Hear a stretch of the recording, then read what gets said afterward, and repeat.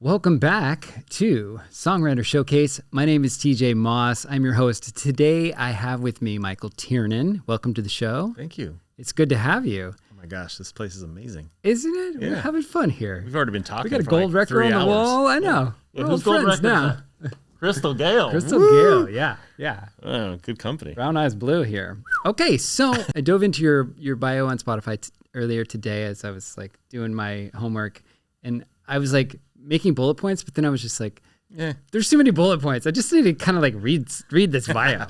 So I don't want to waste too much time. But like juicy stuff.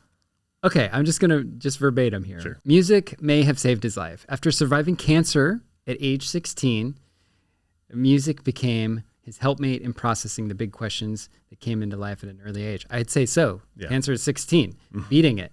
At 18, took the passion. This is great. Traveling the country in a van with a group of wacky Catholic hippies. Okay? Yes. Van Catholic hippies. Yeah. Love it. Giving spiritual retreats to young people. Yeah. This is amazing. Each one of these could be its own podcast. It gets better and better. College found him crisscrossing through Europe with his guitar, naturally, hanging out with monks deep in desert monasteries, later living in the Vatican as a seminarian in his 20s on the way to becoming a priest, like you do, that he discovered his true calling was a songwriter. Okay, so it all got you back. So then you landed in Southern California and began, so you were old at a young age. Yeah, that's good. You were wise. Good way to put it. You were doing things. Just kind of forced to be shaken out of, your teenage malaise. Yeah. I'd say you did that. Having to face, your mortality and the fear of the unknown and physical pain and suffering and doubt, uncertainty.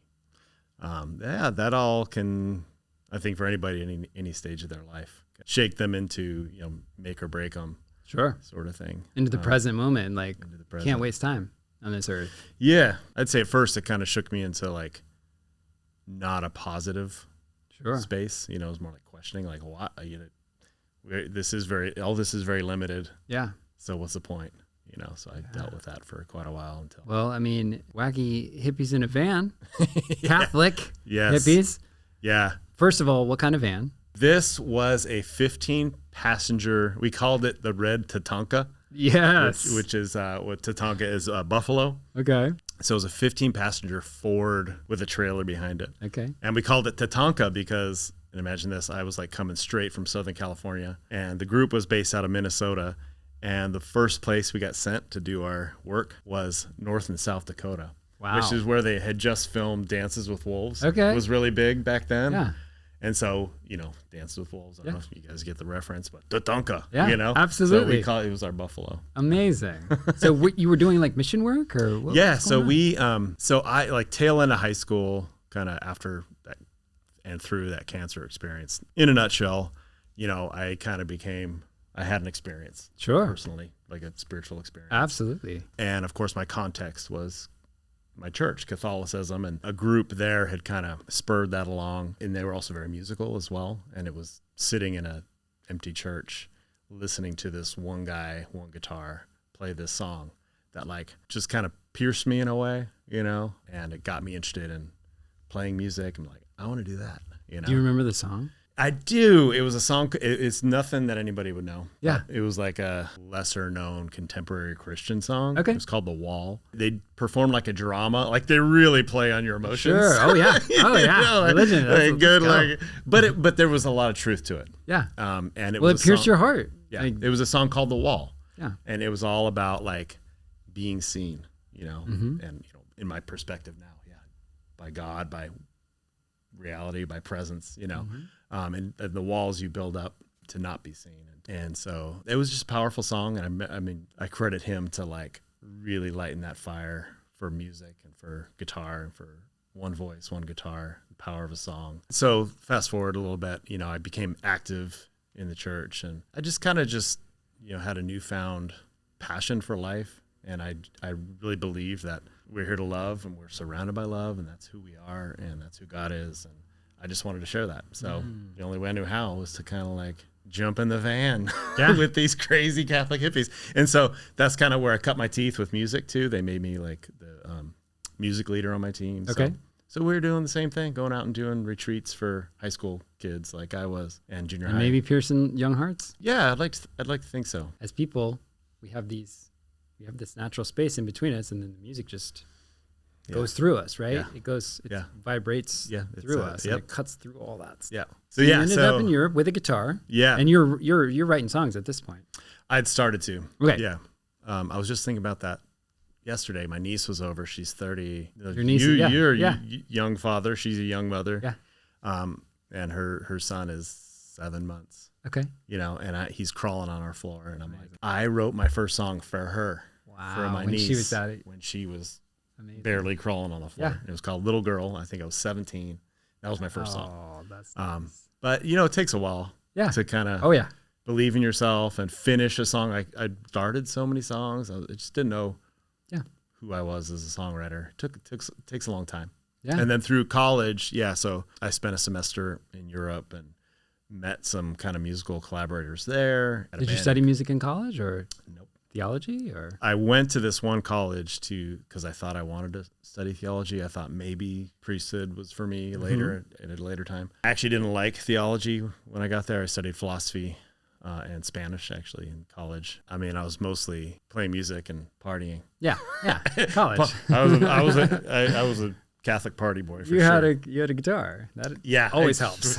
Hello. That's why we do this, right? Yeah. But you ended up in Europe, like kind of backpacking and so in college quite a bit, and then after college, I kept this band going. So I was in band for 2 years in college. This was in Ohio, but we had actually got popular around Pittsburgh area, and we were playing all like great venues, like the best venues, and you know. So it definitely had that taste. Scrap Apple. Scrap Apple. Yeah, good band name. I mean, like I listened to some of it. The music I can.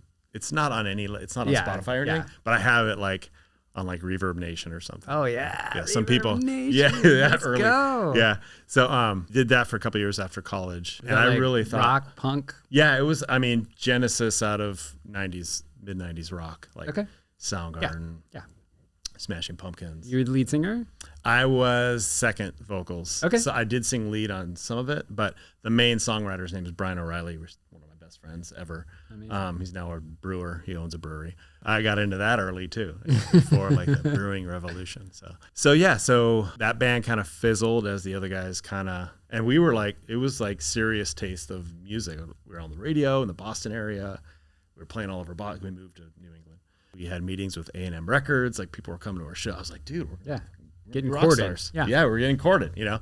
And then it just keeps going. It keeps going. And you're like, okay, when's this going to happen? And the other guys in the band are getting more into their careers and their families and getting married. And I'm like, okay, bands are hard. Yeah. So I got like one job that paid good money. And I told my buddy who was living with one of my other best friends who's coming out today to visit me at my gig in Fuego. I was like, all right, I just got paid $3,000. Let's go to Europe. He's like, sure.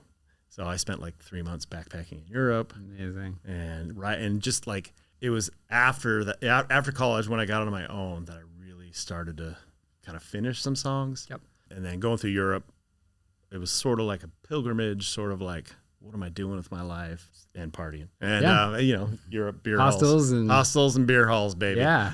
Let's go. Yeah. But it was then that I decided I'm going to join the seminary. I had kind of some powerful experiences there. I met up with one of the bishops that I knew from when I was on that mission team, was getting elevated to archbishop. Oh. And he knew we were in Europe, so he invited us to Rome to attend that ceremony. We actually had a private audience with the Pope. Come on. So I was like, so Michael, if you ever want to try this, you can come study for Denver. So I took some time to think about it, and that's where I ended up studying for the priesthood, was in Denver. They sent me back to Rome for theology.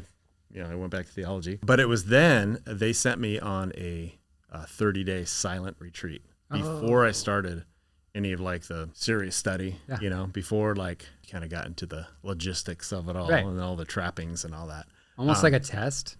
No, it was, they actually had a really good take at it. It's like, you need to make sure, and we need to make sure you're coming from a good place. Your own spirituality it needs to be solid, right? Got it. And I had this amazing retreat leader who's brilliant Jesuit, kind of guy that didn't fit in any box, which is kind of what I felt about myself, because like I was dabbling in Buddhism for a long time, and I was like mixing it with like Catholic mystics. I'm like, hey, we're all saying the same shit here. Right. Like, you know, so I was like, for me, it all fit. It all worked. I'm like, sweet, let's go. But it was in that 30-day retreat where I just started writing songs like nobody's business. Like I'd finish a song in After 20 that minutes. Silence. Yeah. And Father Ray, my director at the time, he's like, I don't know if you're going to be a priest, but I don't know if you know this or not, but you're an artist.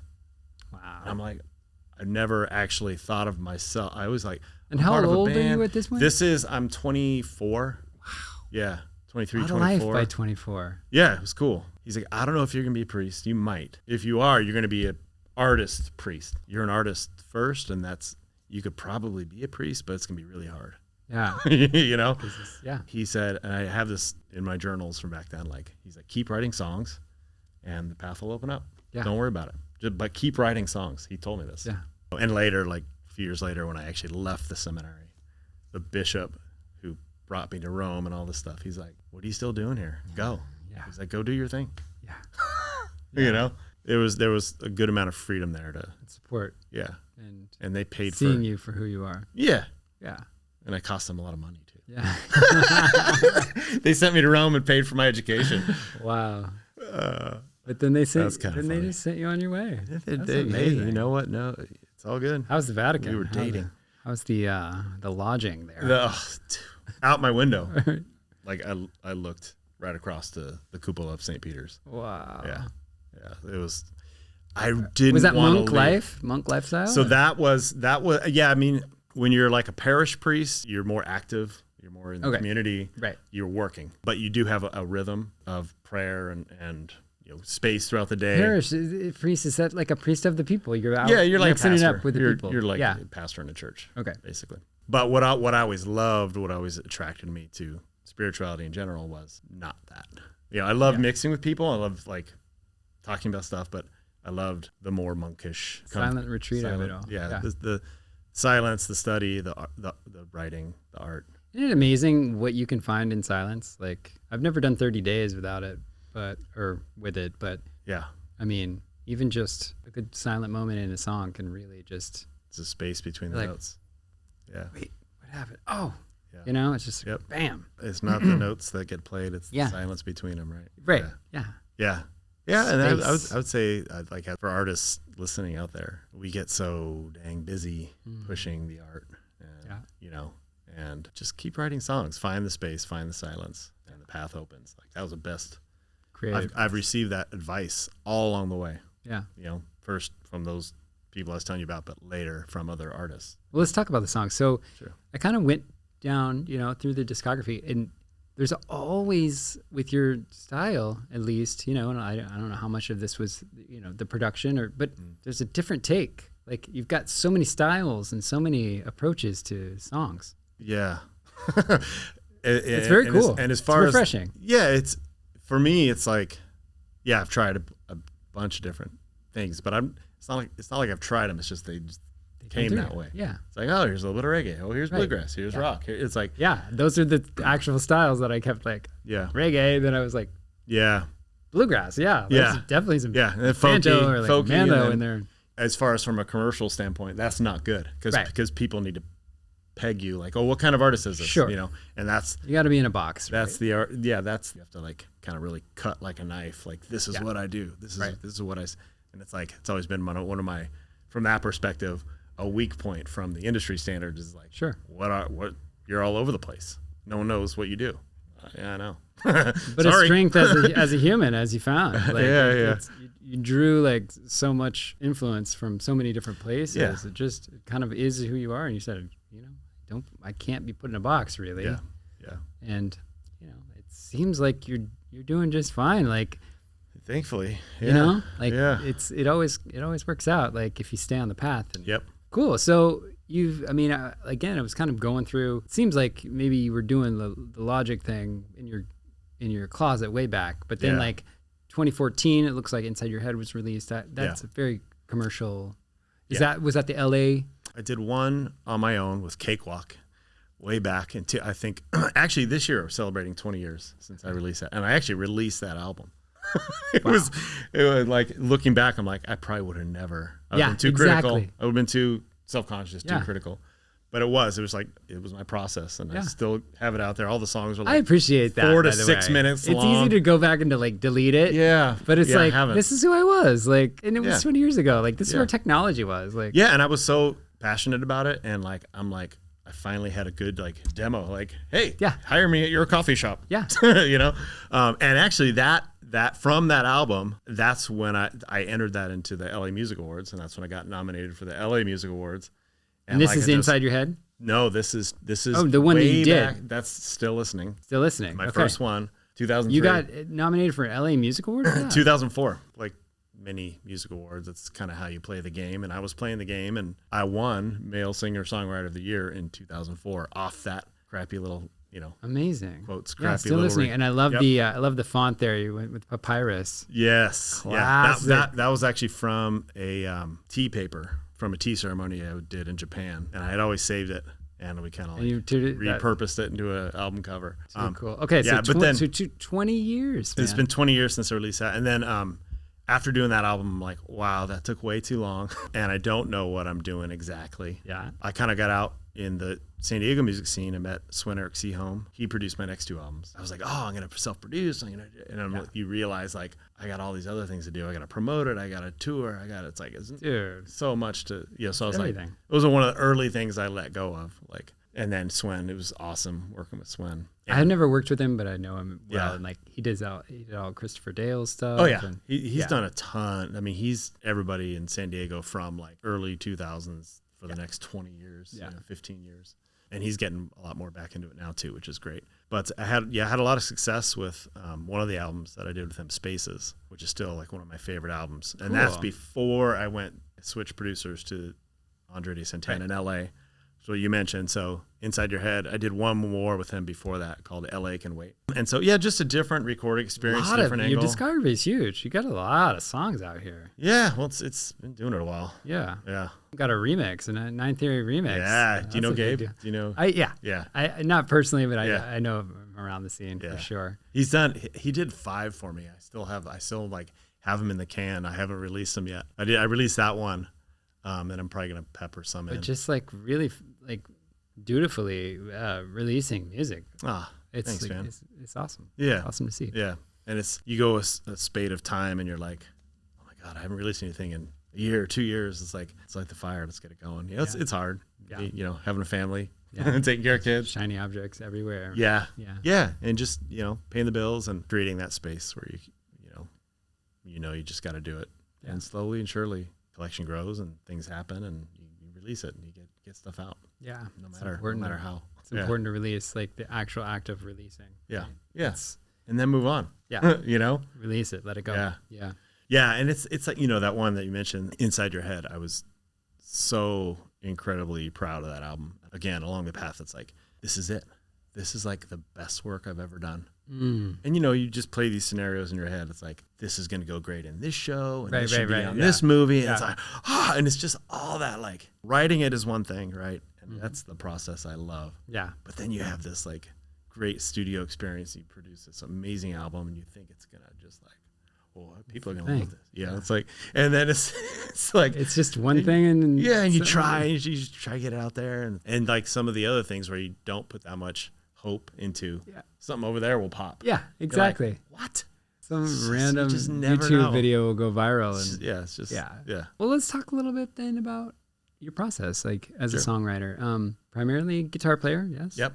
How long has Infuego been going? I think it's got to be the longest running San Diego residency. Wow. I think every Wednesday. Every Wednesday. Yeah. I mean, it's like taking hiatuses and especially early on, it was like stop and start because I was touring a lot more. But like solid for the last 10 years, like most of the year. You always have a guest artist? Not always. Okay. Yeah. Sometimes. Yeah.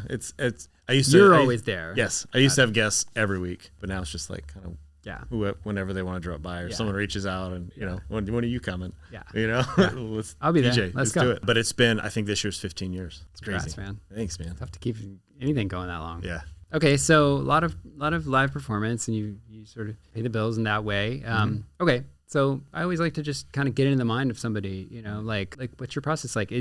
Some people are more procedural. Oh, I do this and this and this and to do this. But some people are more like, oh, this is who I am. And so this is how, I know it's probably a little bit of all of that. But. Yeah. And it changes over the years, right? Sure. It's like, I don't want to say systematized it, but I know I can identify my process more now, in the last several years. And it is just the act of like showing up. Even if you're crazy busy, make sure you just sit down and at least pick up your guitar. My process now is in the morning, I sit out on my porch. I'll have my guitar there. Sometimes I'll pick it up, sometimes I won't, but it's basically just journaling. So it's just, it's like stream of conscious, like.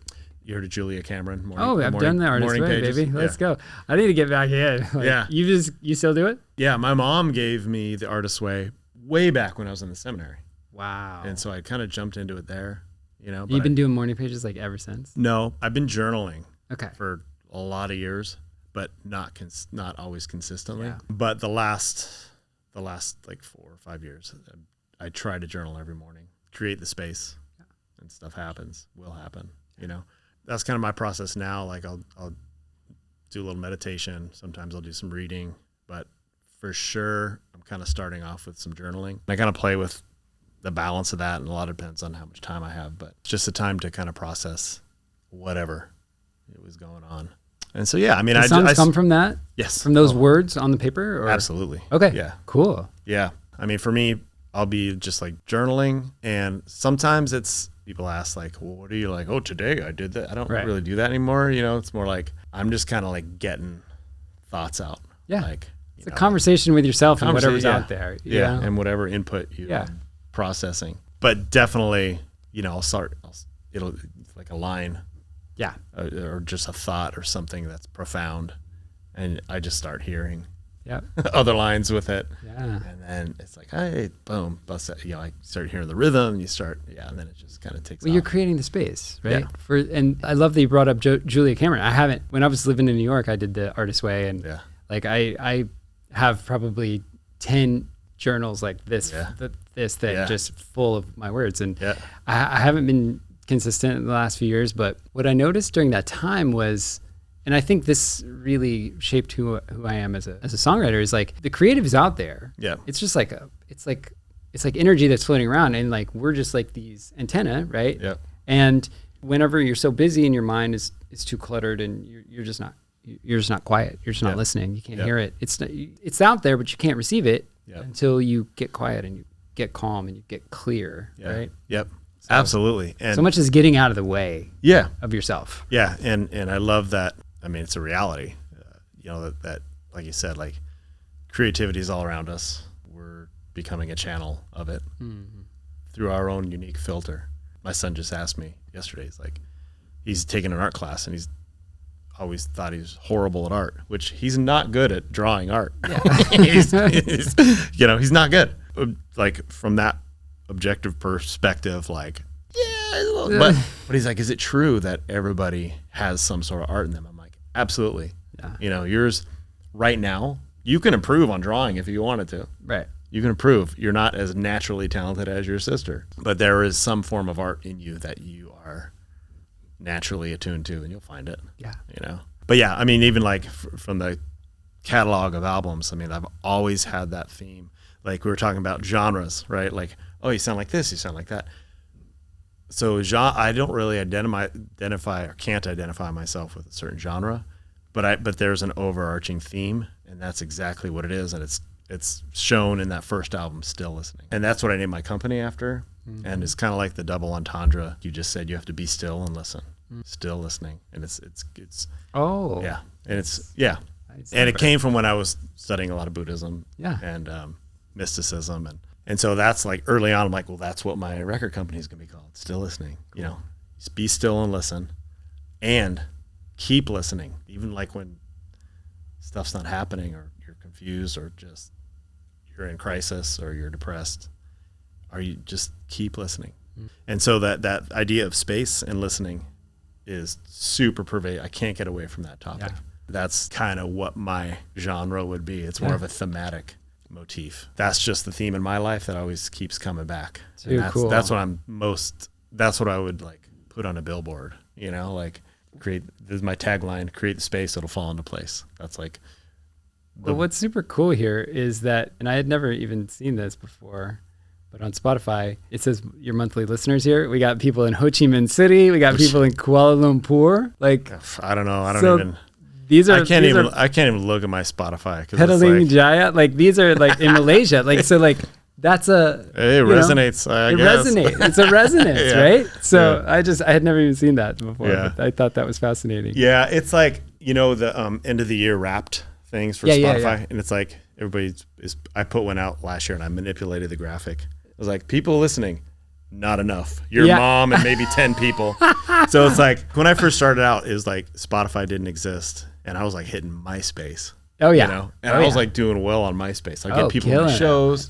And then like, ever since like streaming stuff, I never pushed it. You know? And so I look at my Spotify and I'm like, I'm embarrassed by numbers. But it's like, I was just telling my wife about that yesterday. I'm like, every so often I just get super bummed when I like look at certain metrics. Yeah. I'm like, really? You're a professional songwriter? Right. You know? And she's like, well, you know the truth. You know who you are. You know. And it's just a sea of, you know, there's this I've never done everybody playlisting. Is so overstimulated, oversaturated. Like, it's hard to just to cut through. Yeah. Like, it's hard to cut through. And like, we were talking on the last interview, I was talking to a guy. We're in this 1 second culture now. Yeah. You know? Yeah. It's TikTok, and it's this, you know, it's just these dopamine hits that just go. Yeah. And they're like, gone. To get through a full 3.5 minute song is like, people don't even do that anymore. Yeah. And if, as an artist, if you're just looking at your numbers, as far as your own personal happiness. Yeah, exactly. You know, no matter how big it is. Yeah. Exactly. Like, what's going to be enough? It's never enough. Yeah. Never enough. I decided at some point, success for me was waking up feeling like I was doing the thing that I was supposed to be doing. Yep. Right? Absolutely. That felt like success. Yeah. It didn't matter what the numbers looked like. And oh, here I am. That's the truth. Doing a podcast. Like, who knows where you're gonna end up? Like, if you try to chart your course too specifically, you close yourself off to like the magic of the below the radar, unseen treasures. Yeah. Of how you can help people with your music. Because that's what we're doing. That's what we're doing here. Like, music is a healing modality, right? Yeah. So people listen to music to feel something, to relate to something, to, you know, like it's a universal truth. Yep. You know, music. Yep. It's something that everybody, you can't explain it. It's like a funny, like, do you like music? It's like, that's not even a question. Yeah. It's like, no, it's like, what kind of music do you like? Yeah. Like, you know? Yep. It's like breathing. It's like air. It is. It's like a basic human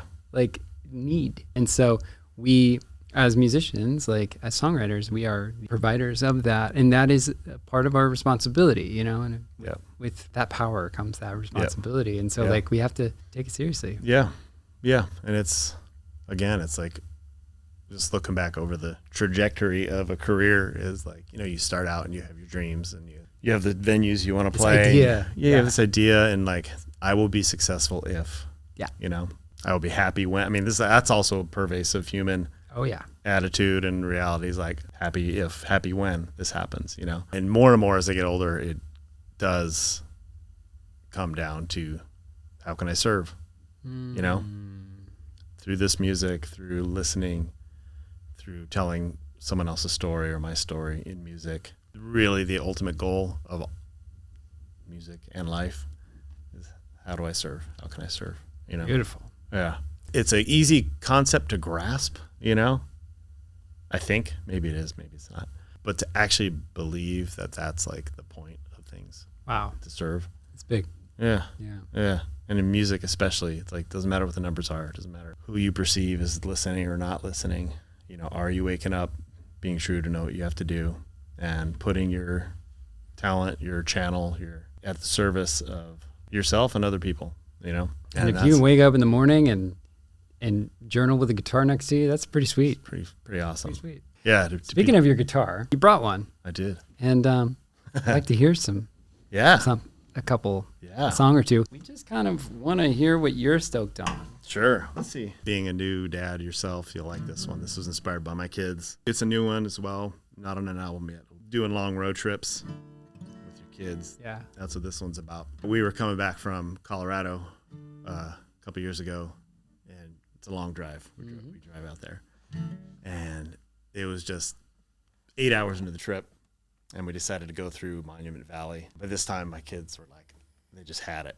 And my wife and I were like, oh, look at these beautiful rocks and these beautiful formations. And they're making fun of us in the back. Ooh, look at that rock. Big deal. It's a rock, you know. And we're just, you know. And then so at the end of this valley, at the end of their patience, right, it's that iconic highway that like Forrest Gump stops on, you know, and all the car commercials are recorded on. They are both windows down. They're both hanging out the sides of the cars, probably pretty dangerously, just howling at the top of their lungs, wind in their hair, you know. And so that's kind of what spurred the song. Yeah. So it's called Destination Me.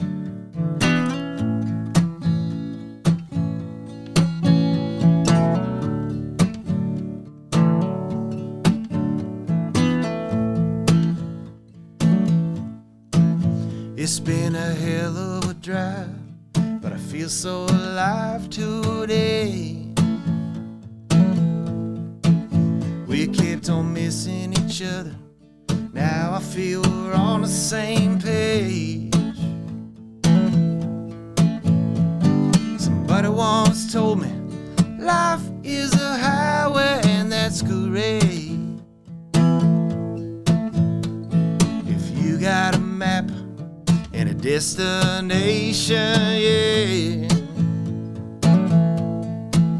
then the road you've been traveling disappears, and you realize it's okay if you take the winding path that's never straight. You can always roll down your window, scream at the top of your lungs. Woohoo, woohoo, yeah. Ride that highway, destination me. Come on.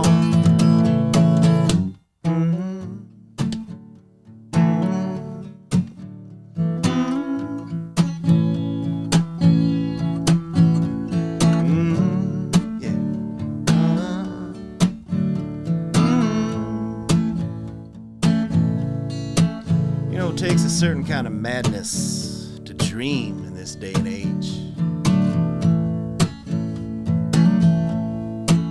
You take all of your suffering, your victories, your sadness, and you put them all on display. Oh my God, I can't remember. I got so into that line, I forgot the next line. Take all of your suffering, victories, your sadness, you put them all on display. I kept on hoping and wishing I'd see a vision along the way. There it is. But with you here beside me to help and to guide me, I'm okay. 'Cause the road to mediocrity is the one that plays it safe. And you realize,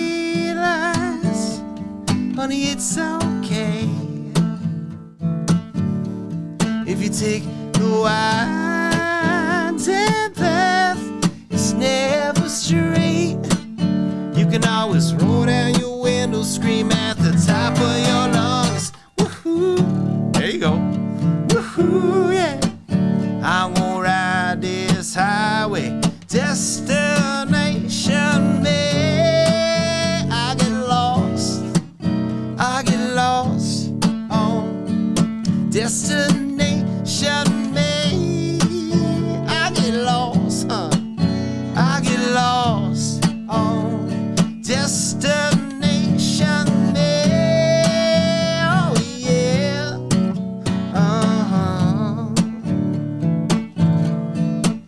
but I'll keep on riding it. I'll keep on riding it. I'ma keep on riding it, riding it, riding it, till I realize, honey, it's okay if you take the winding path. It's never straight. You can always roll down your window, scream at the top of your lungs. Woohoo! Come on, woohoo! Yeah, I wanna ride that highway destination. Woohoo! Woohoo! Yeah, ride that highway destination. Me, come on now.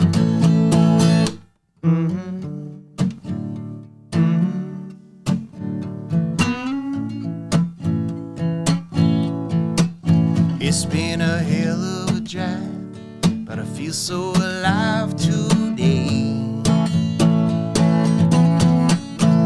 Yeah. Forgotten lyrics and everything. You know what? You recovered. It's taken me a lot longer to remember lyrics. Sometimes you gotta repeat that last line to like, oh yeah. Like someone's staring, you're like, I know it. I know it's in there. And I start again and I'm like, I get there and I'm like, nope, I still don't know So many times you expect it to come. Yeah, it's not coming. But it came. It did. Good job. It better. I'm on camera, damn it. I love it that it had a road trip feel to it. Yeah. It's on the road. Recreated the howling and everything. Yeah. So Southern fun. Utah. Thanks for the story to like set that up. Yeah, man. You got really it. Nice, man. Thank you. Really nice. Thanks for sharing all that. Well, Michael, it's been an absolute pleasure, like getting to know you better. We've been running circles around. I've been down south. Yep. I'm starting to get more north. Yeah. It's a different vibe up there. I'm here. like Del Mar North. Yeah. Yeah. It's awesome. Yeah. I love it up here. Welcome but anyway, to the North County, man. it's good. It's good to sort of get deep with you. So tell the people at home where they can find a little bit more about you and sure. What's going on. Keep listening to this podcast. You'll know everything. Yeah. My website, Tiernan Tunes, my last name, Tiernan, Tunes. You want to go on Spotify? Give me a follow. Sure. Give them a follow. Add to those numbers, people. Yeah. We need you. Yeah. Let's go. But TiernanTunes.com.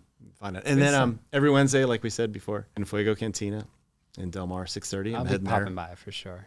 I would love to have you as a guest. Do you drink margaritas? Oh, of course. How many? Just kidding. And any of you guys, seriously, it is like we have guest artists coming through all the time, just friends and new friends, people I don't know. And it's like the least pressure gig, but the most fun. And it's long running. You're doing something right. Yeah. And it's at a bar and we're doing like original music. Yeah. And then we'll just, you know how to like mess with covers too. And just have fun. Just have fun. Yeah. Ladies and gentlemen, again, Michael Tiernan, TiernanTunes.com. Check him out. Give him a follow on Spotify. Michael. It's been a pleasure. DJ, awesome, brother. We'll see you soon. Look forward to more.